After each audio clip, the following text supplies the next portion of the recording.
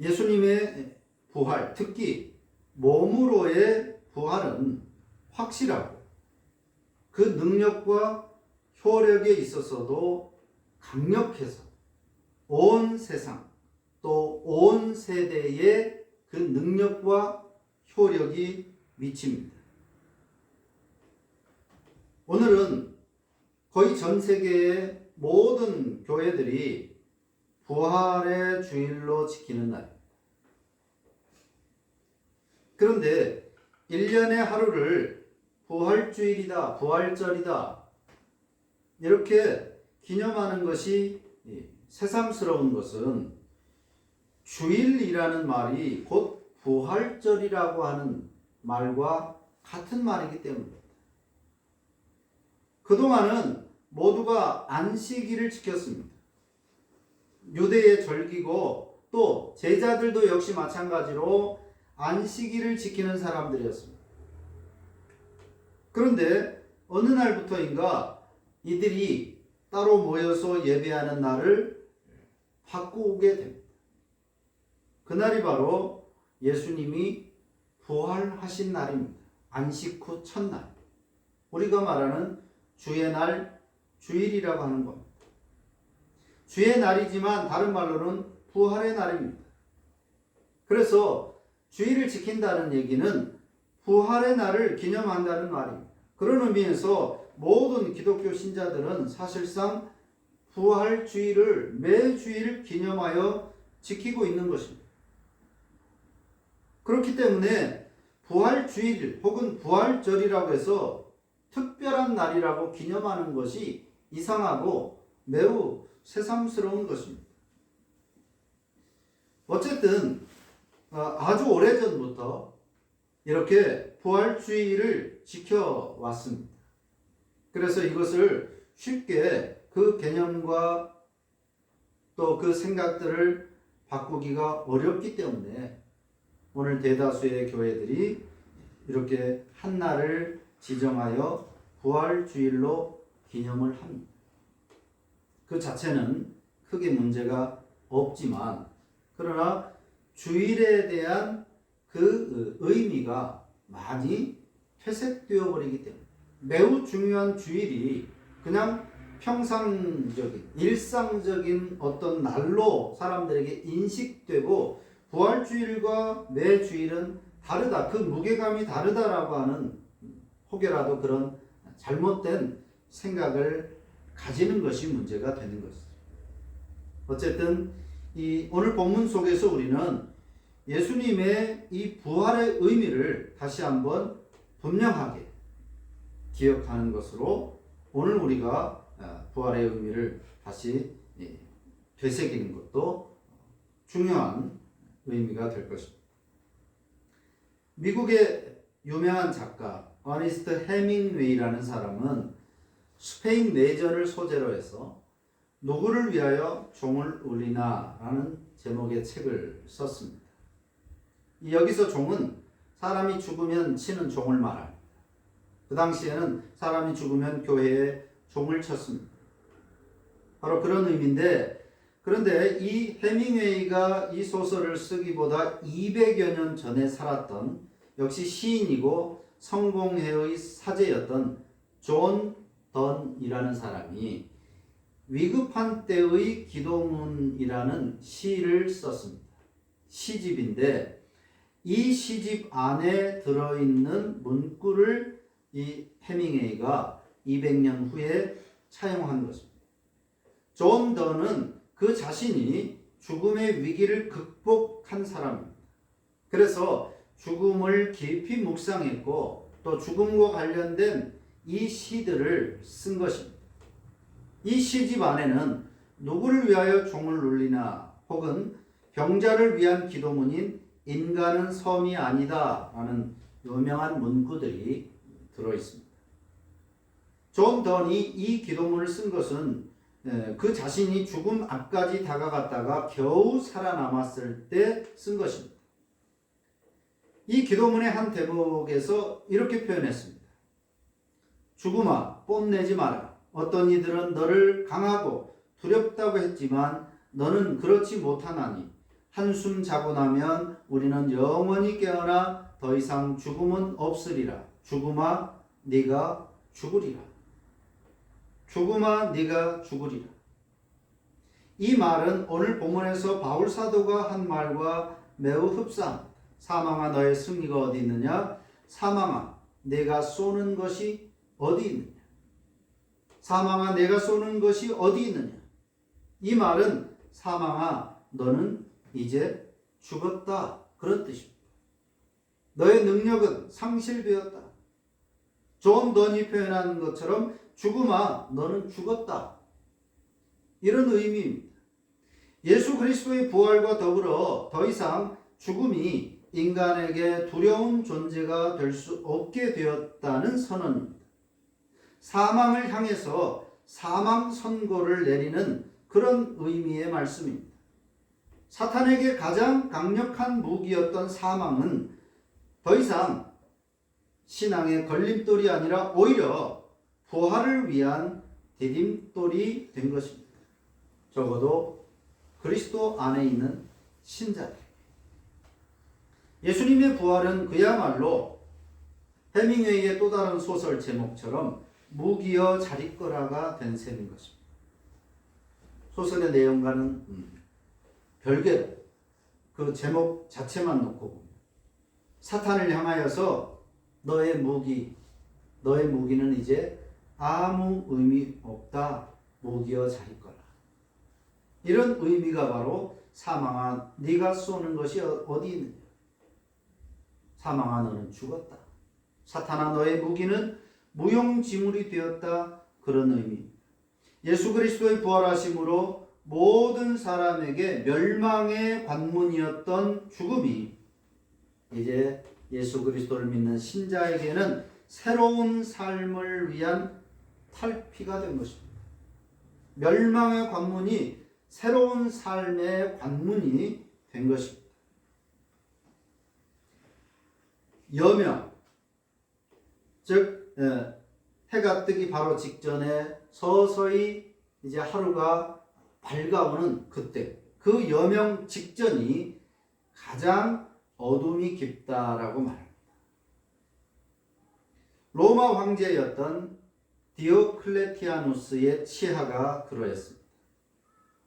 기독교 신앙의 자유를 선언했던 콘스탄티누스 황제의 밀라노 칙령이 313년에 있었는데 그 밀라노 칙령이 발표되기 불과 9년을 앞둔 9년 전에 이 디오클레티아누스 황제의 시대를 순교자의 시대라고 명명할 만큼 박해가 아주 극에 달했었던 시기였습니다. 10년도 채 안 남았는데 조금만 있으면 기독교가 로마로부터 자유를 승인받고 심지어 조금 더 있으면 로마의 국교가 되는데 바로 10여 년 전에 로마 제국에서 기독교가 가장 극심한 피해를 당했었던 바로 그런 시기였습니다. 그런데 놀랍게도 이 디오클레티아누스 황제의 아내와 딸은 이미 기독교 신자였습니다. 그만큼 로마 제국 안에 기독교가 여러 가지로 영향력을 끼치고 있었던 때였습니다. 그러니까 사탄은 발악을 하고 있었던 것이죠. 황제를 통해서. 303년에 디오클레티아누스 이 황제가 칙령을 반포합니다. 고위 관직에서 기독교인들을 다 축출하고 그리고 기독교 건물들과 기독교 서적들을 파괴하고 다 불살라버렸습니다. 이때 많은 아주 유용하고 유익했을 기독교 서적들이 다 사라진 것입니다. 이런 것들을 거부하는 기독교인들은 고문을 당하고 처형당했습니다. 심지어 황실 내의 기독교 신자들에게는 이교 신에게 제사를 지내도록 죽기보다 더 싫은 그런 짓들, 차마 할 수 없는 그 짓들을 이 황제는 기독교인들에게 강요했습니다. 제국 전체에 걸쳐서 교회 건물들과 관련 서적들이 불탑니다. 또 기독교 지도자들에 대한 체포, 신자들에게 이방신에게 제사하도록 강요하는 일들이 대대적으로 일어났습니다. 교회 역사가들은 당시 박해가 초대교회 이래로 가장 잔인하고 혹독한 박해였다고 평가합니다. 기독교가 항상 박해를 받았던 것은 아니에요. 어쩔 때는 그냥 평온의 시기도 있었습니다. 사람들이 좋아하던 시기도 있었습니다. 그러다가 또 어떤 황제는 기독교를 핍박하고 하는 그런 사이클이 왔다 갔다 했었는데, 이 밀라노 칙령이 발표되기 바로 직전에, 그야말로 여명 직전에 가장 핍박이 극심해서 순교의 시대라고 할 만큼 바로 그런 엄청난 핍박, 사자밥이 되는 것은 말할 것도 없고, 고문과 채찍과 십자가, 독약을 동원해서 죽였고, 많은 사람들의 팔다리를 자르는 일은 일상이었고, 대중 앞에서 또 달궈진 새로 고문을 하는, 그야말로 온갖 모든 고문 도구들을 또 고통을 주는 방법들을 동원하여 기독교를 핍박했던 시대였습니다. 북아프리카, 그 당시에 기독교가 굉장히 활성화되었던 그 북아프리카 교회의 한 비석에는 이런 문구가 적혀져 있습니다. 황제 디오클레티아누스와 막시미아노의 법 아래서 고난당한 사람들의 목록 하면서 34명의 남녀의 명단이 새겨져 있습니다. 그 당시 소아시아 프리기아라는 곳은 그 동네에 살던 전체가 전멸했고, 또 이집트에서는 8년 동안 무자비한 탄압이 이어졌습니다. 그래서 이때를 순교자의 시대라고 표현한 것입니다. 그런데 기독교인들을 향한 박해와 나아가 그로 인해서 죽는 순교는 오늘날에도, 21세기를 살고 있는 오늘날에도 계속되고 있습니다. 최근에 국제 오픈도어 선교회라는 곳에서 월드워치 리스트 WWL이라는 잡지에서 이런 발표를 합니다. 작년에 전 세계에서 5,000명 가까운 기독교인들이 예수를 믿는다는 이유로 죽임을 당했다. 또 4,000여 명이 유괴를 당했다. 또한 이 WWL에 따르면 15,000개의 교회가 공격을 당하거나 문을 닫았고, 30만 명의 기독교인들은 그들의 신앙 때문에 집에서, 동네에서 쫓겨나서 방랑해야 했다라고 전합니다. 그럼에도 불구하고 이 기독교 신앙은 사그라들지 않고 있다는 사실입니다.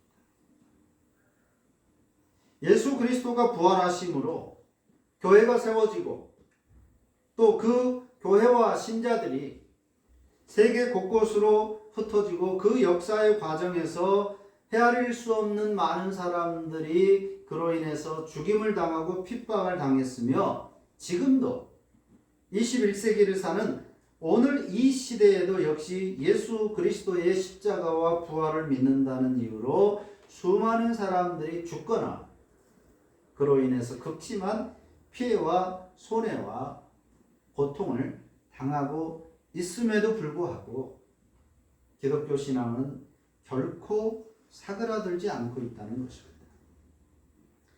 죽음에 대한 기독교적 정의, 그리고 부활에 대한 소망은 이처럼 죽어서 나중에 어떤 혜택을 입는 것으로 그치는 것이 아니라 살아있는 현세의 삶.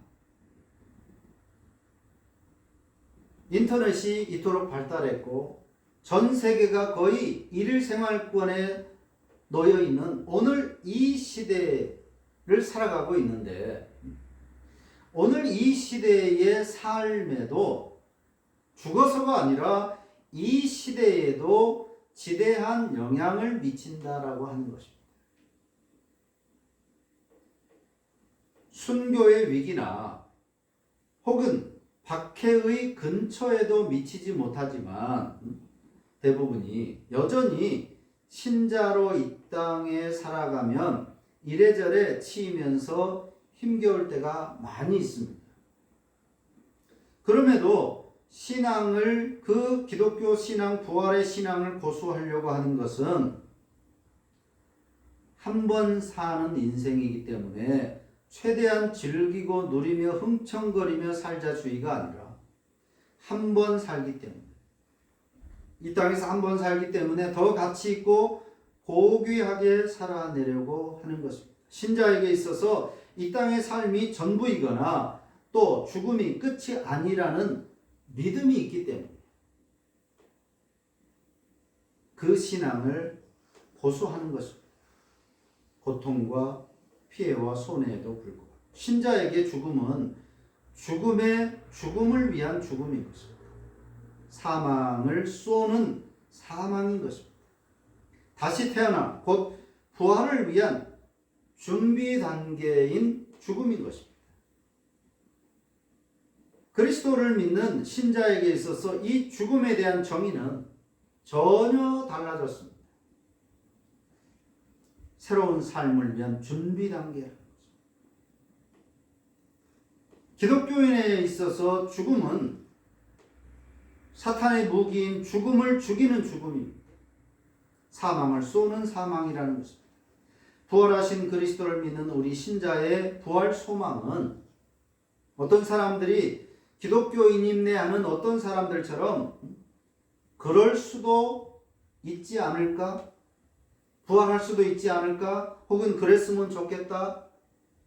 부활하고 안 하고 중요한 거 아니다. 그 신앙을 가지고 이 땅을 잘 사는 것이 중요한 것이다 라고 하는 이런 정도가 아닙니다. 부활신앙은 그 약속과 보증이 얼마나 확실한지 이 땅에서 이미 그로 인한 효력이 나타난다고 하는 것입니다.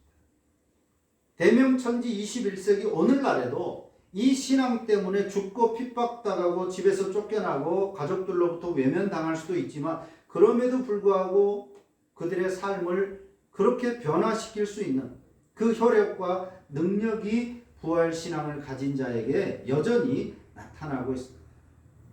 역사를 통해서 봐도 죽여도 살아나서 존재하고 오히려 더 왕성해지는, 한 사람 죽이면 100명이 신자가 생기는, 그렇게 왕성해지는 교회라는 존재가 부활신앙의 효력이 여전히 이 땅에서 나타나고 있다는 것을 입증하는 것입니다. 또한 여전히 윤리도덕적으로 우위를 나타내고 있는 신자들의 삶이 그 효력을 보여주는 겁니다. 뿐만 아니라 여전히 순교를 두려워하지 않고 있는 세계 곳곳에 믿는 자들을 통하여 예수 그리스도의 부활의 효력이 현세에서도 미치고 있다, 나타나고 있습니다. 부활의 주님을 믿는다는 것은 먼 훗날 살게 될 새로운 삶을 바라보면서 이 땅에서는 이를 악물고 현세의 삶을 견디기만 하며 사는 것이 아니라는 것. 부활의 주님을 믿는다는 것은 미래에 받을 영광이 강력하게 지금 나의 삶에 실현되어 영향을 미친다는 것을 믿고 살아가는 사람들인 것입니다. 부활을 믿는 신자가 결코 염세주의자가 되거나 세상은 의미 없다, 이 땅에 있는 것은 다 허무한 것이다, 그런 회의주의자가 될 수 없는 이유입니다.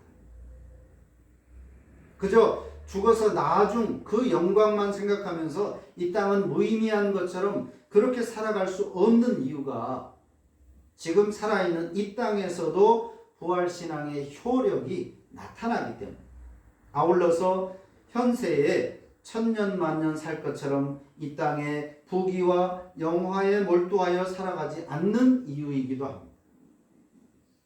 부활신앙을 가졌다고 하면서 이 땅에서 부귀 영화만 누리고 살기를, 천년 만년 그렇게 살기를, 그렇게 하는 신앙은 진정한 부활신앙이 아닙니다. 부활신앙을 오용하는 것입니다. 예수 그리스도와 그를 믿는 신자들의 부활은 철학적 사유나 사상적 관념이 아닙니다. 실제입니다. 그리고 현실이고 또 미래입니다. 따라서 부활의 신앙, 부활의 소망을 가진 신자의 삶은 보상을 떨면서 사유나 관념으로만 가지고 교회에 다녀보는 기독교 신앙을 소유하는 그런 정도가 아니라 오늘 사도 바울이 말하는 것처럼 나는 날마다 죽노라 했던 죄에 대하여 악에 대하여 저항하고 쉼없이 자가 발전돼서 솟아나는 죄된 본성의 욕망을 스스로 쳐서 복종시키면서 이 땅에서의 치열한 삶을 통해 부활의 효력을 드러내며 전달하기를 힘쓰는 바로 그런 삶입니다. 그것이 부활신앙을 가진 것이고 진정한 부활신앙의 삶인 것입니다. 1년에 한 차례 그저 헌금하고 행사하고 떠들썩하게 치러내는 것으로 끝나버리는 것이 아니라 매 주일이 부활주일이고 또 진정한 부활주일을 지키고 부활신앙을 가진 삶은 이 땅의 삶에 안주하거나 이 땅의 삶에 몰두하는 것이 아니라 죄와 싸우고 악과 싸우고 그렇게 치열하게 날마다 죽노라 하는 그런 삶, 그러면서 그 삶의 모습을 통해서 부활의 그 효능과 능력을 드러내면서 그 부활신앙을 전파하는 삶이 진정한 부활신앙이고 진정으로 부활을 믿는 삶이라고 할 것입니다. 오늘 이 부활주의를 맞이하여서 우리는 이 부활의 의미를 다시 한번 생각하고 진정한 부활신앙의 소유자들의 삶을 살아야 하겠습니다. 기도합니다.